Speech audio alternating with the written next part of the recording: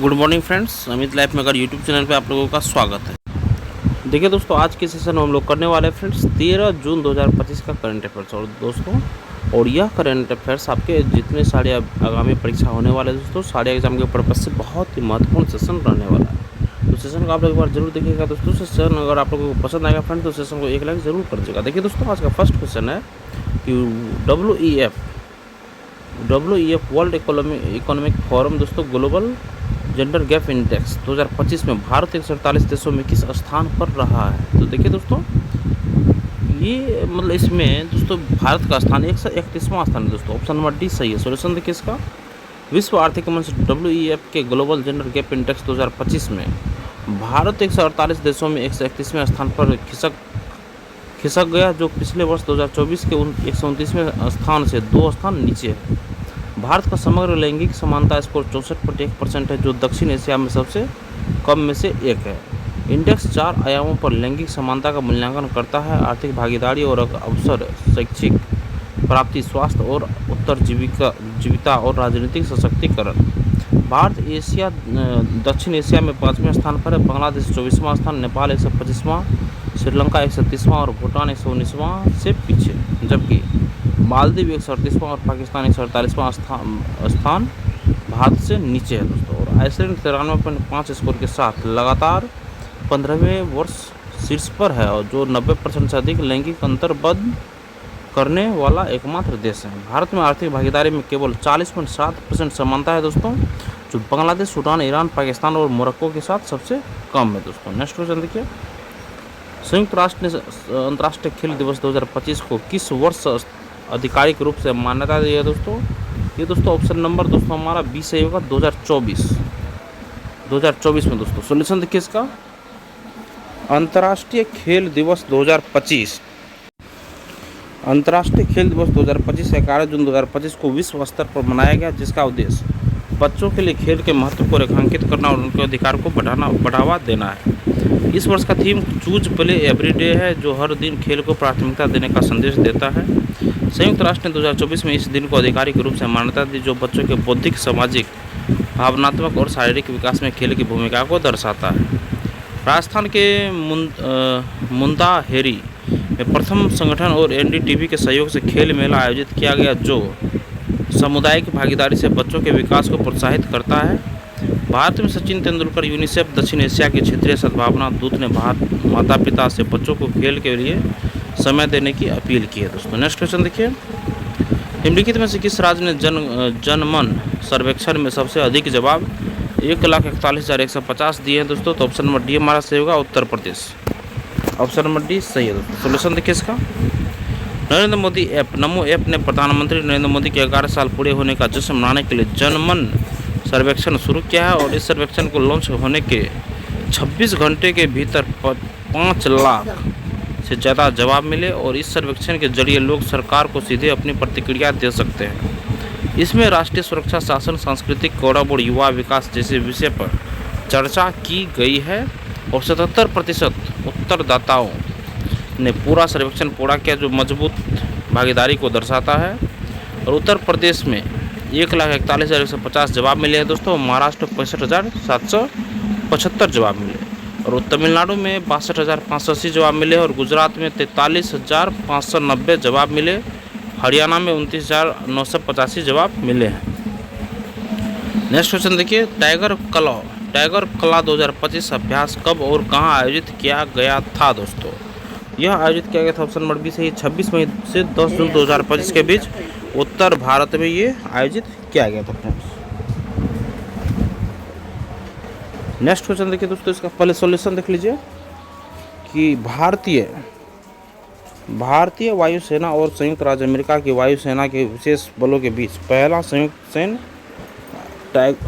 सैन्य अभ्यास tiger claw गुरु regimental प्रशिक्षण केंद्र में सफलतापूर्वक संपन्न हुआ, और टाइगर क्लॉ अभ्यास 26 मई से 10 जून 2025 तक पूरे उत्तर भारत में आयोजित किया गया था।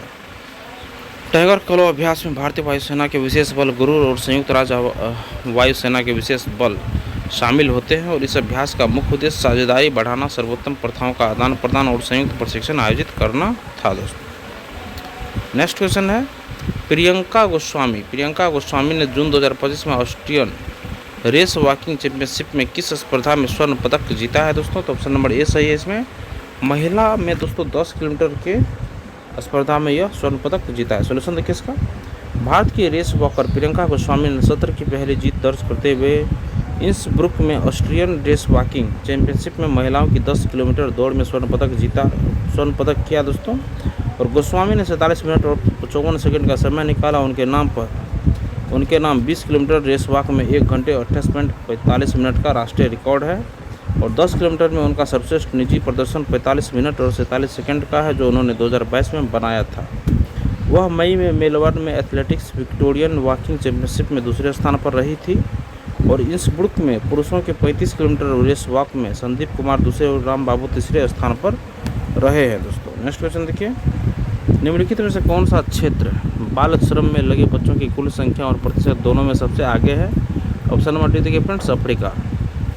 ऑप्शन नंबर डी दोस्तों अफ्रीका सही है दोस्तों। सोल्यूशन इसका। विश्व बाल श्रम निषेध दिवस हर साल 12 जून को मनाया जाता है।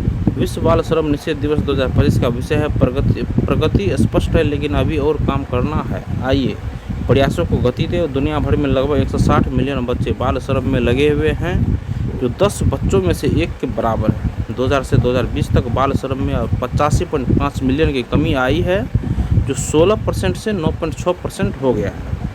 दुनिया भर में केवल 26.4% बच्चों को सामाजिक सुरक्षा नकद लाभ मिलता है। विश्व स्तर पर बच्चों के लिए सामाजिक सुरक्षा पर सकल घरेलू उत्पाद का केवल 1.1% और अफ्रीका में बच्चों के लिए सकल घरेलू उत्पाद का केवल 0.4% खर्च किया जाता है। बाल श्रम में लगे बच्चों के प्रतिशत 1/5 हिस्सा और बाल श्रम में लगे बच्चों की कुल संख्या 72 मिलियन के मामले में अफ्रीका सभी देशों में सबसे आगे है। नेक्स्ट क्वेश्चन देखिए दोस्तों। खान क्वेस्ट 2025 बहुराष्ट्रीय सैन्य अभ्यास कहाँ आयोजित किया जा रहा है दोस्तों? तो ये उलान बटोड़। ऑप्शन नंबर डी सही है दोस्तों, उलान बटोड़ में आयोजित किया जा रहा है। सोल्यूशन इसका। 14 से 28 जून 2025 तक आयोजित होने वाले बहुराष्ट्रीय सैन्य अभ्यास खान क्वेस्ट में भाग लेने के लिए भारतीय सैन्य टुकड़ी मंगोलिया के उलान बटोर पहुंची है। यह मंगोलियाई रक्षा बल द्वारा प्रतिवर्ष आयोजित किया जाता है। भारतीय सेना के 40 कर्मियों वाले दल में मुख्य रूप से कुमाऊं रेजिमेंट की 1 बटालियन के सैनिक तथा अन्य सेनाओं के कर्मी शामिल हैं। दल में 1 महिला अधिकारी तथा 2 महिला सैनिक भी शामिल होंगी। यह अभ्यास पहली बार वर्ष 2003 में अमेरिका एवं मंगोलियाई सशस्त्र बलों के बीच एक द्विपक्षीय कार्यक्रम के रूप में आरंभ हुआ था और इसके बाद वर्ष 2006 से यह अभ्यास बहुराष्ट्रीय शांति स्थापना अभ्यास में परिवर्तित हो गया और इस वर्ष इसका 22वां संस्करण है दोस्तों। नेक्स्ट क्वेश्चन देखिए। ILO स्टेट डेटाबेस के अनुसार सामाजिक सुरक्षा योजनाओं के तहत भारत में कितने लोग लाभान्वित हो रहे हैं दोस्तों? ऑप्शन नंबर डी देखिए 94 करोड़ से अधिक लोग लाभान्वित हो रहे हैं। 94 करोड़ से अधिक लोग लाभान्वित हो रहे हैं दोस्तों। इसका सोल्यूशन देखिए। अंतर्राष्ट्रीय श्रम संगठन ILO के ILO स्टेट डेटाबेस के अनुसार भारत का सामाजिक सुरक्षा कवरेज 2015 में 19% से बढ़कर 2025 में 64.3% हो गया है। यह 45% अंकों की वृद्धि पिछले 1 दशक में विश्व में सबसे तेज विस्तार को दर्शाती है। भारत में 94 करोड़ से अधिक लोग लगभग 950 मिलियन कम से कम एक विधायी रूप से समर्थित नकद आधारित सामाजिक सुरक्षा योजना के अंतर्गत आते हैं और लाभार्थियों की संख्या के मामले में भारत विश्व में दूसरे स्थान पर है। नेक्स्ट क्वेश्चन देखिए दोस्तों। वित्त वर्ष 2025-26 में मनरेगा के लिए खर्च निर्धारित की गई है कितना? ऑप्शन नंबर डी देखिए दोस्तों, पहली छमाही में कुल बजट का 60%। सोल्यूशन इसका देखिए। केंद्र सरकार ने पहली बार महात्मा गांधी राष्ट्रीय ग्रामीण रोजगार गारंटी योजना मनरेगा के लिए खर्च की सीमा निर्धारित की है, जो ग्रामीण क्षेत्रों में श्रमिकों को 100 दिन का गारंटीकृत रोजगार प्रदान करती है दोस्तों। और यह निर्णय वित्तीय अनुशासन को बढ़ावा देने और बजट के उपयोग को नियंत्रित करने के उद्देश्य से लिया गया है। और वित्त वर्ष 2025-26 की पहली छमाही में कुल बजट का केवल 60% खर्च करने की अनुमति होगी और इसकी मासिक व त्रैमासिक निगरानी होगी दोस्तों। और यह कदम मनरेगा के खर्च को मासिक व्यय योजना MEP और त्रैमासिक व्यय योजना QEP के तहत लाने का हिस्सा है। और वित्त वर्ष 2024-25 के मनरेगा का बजट 86,000 करोड़ था, जो 2013-14 में 33,000 करोड़ से काफ़ी अधिक है। नेक्स्ट क्वेश्चन है फ्रेंड्स। भारत की पहली विस्टा डोम जंगल सफारी ट्रेन किस राज्य में शुरू की गई थी दोस्तों? ऑप्शन नंबर बी से दोस्तों उत्तर प्रदेश में शुरू की गई थी। इसका सोल्यूशन देखिए। उत्तर प्रदेश में भारतीय रेलवे और राज्य सरकार के सहयोग से भारत की पहली विस्टा डोम कोच वाली जंगल सफारी ट्रेन शुरू की गई है, जो इको पर्यटन को बढ़ावा देने की दिशा में एक अनूठी पहल है। यह ट्रेन कतरनिया घाट वन्यजीव अभयारण्य से दुधवा टाइगर रिजर्व 107 किलोमीटर का सफ़र तय करती है और जिसमें लगभग 4 घंटे 25 मिनट लगते हैं। विस्टा डोम कोच की पारदर्शी छत और बड़े कांच की खिड़कियां 360 डिग्री दृश्य प्रदान करती है, जिससे पर्यटक बाघ, हिरण, गैंडे और दुर्लभ पक्षियों जैसे वन्यजीवों के साथ साथ शारदा, सुहेली और मोहाना नदियों के प्राकृतिक सौंदर्य का आनंद ले सकते हैं।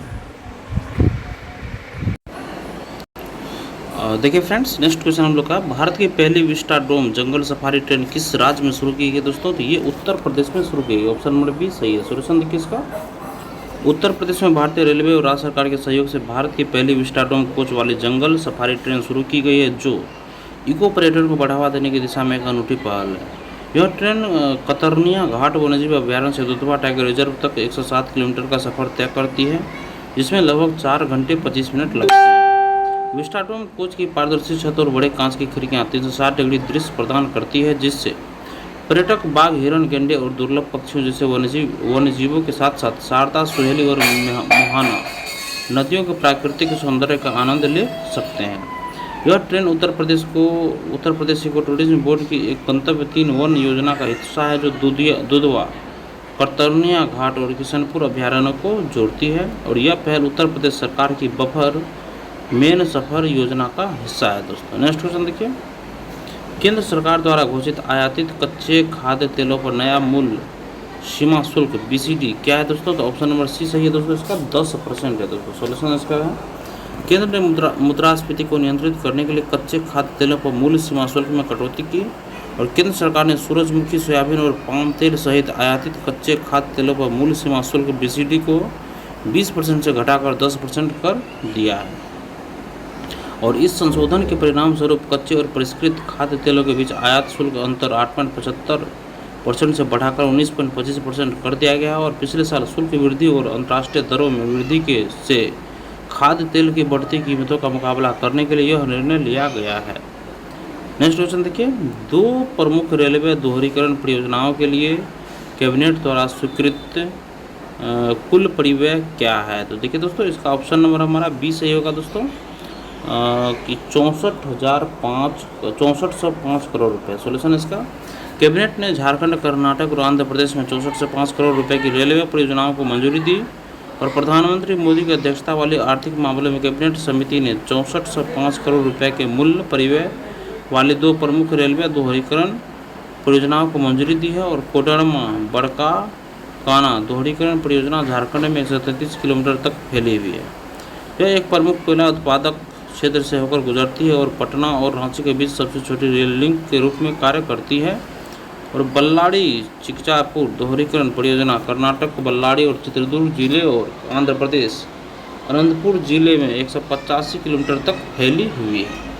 और देखिए दोस्तों, क्वेश्चन हमारा खत्म हो चुका है। एक बार सारे क्वेश्चन हम लोग ब्रीफ में देख लेते हैं। फर्स्ट क्वेश्चन है दोस्तों, WEF global gender gap index 2025 में भारत 148 देशों में किस स्थान पर रहा है दोस्तों? तो ये 131वां स्थान पे रहा है। नेक्स्ट है, संयुक्त राष्ट्र ने अंतर्राष्ट्रीय खेल दिवस 2025 को किस वर्ष आधिकारिक रूप से मान्यता दी है दोस्तों? तो 2024 को मान्यता दी है। नेक्स्ट है, निम्नलिखित में से किस राज्य ने जनमन सर्वेक्षण में सबसे अधिक जवाब 1,41,150 दिए? तो उत्तर प्रदेश ने दिया दोस्तों। नेक्स्ट है, टाइगर क्लॉ 2025 अभ्यास कब और कहां आयोजित किया गया था दोस्तों? 26 मई से 10 जून 2025 तक ये उत्तर भारत में आयोजित किया गया था। नेक्स्ट है, प्रियंका गोस्वामी ने जून 2025 में ऑस्ट्रियन रेस वॉकिंग चैंपियनशिप में किस स्पर्धा में स्वर्ण पदक जीता है दोस्तों? तो महिला में 10 किलोमीटर में जीता है ये रेस।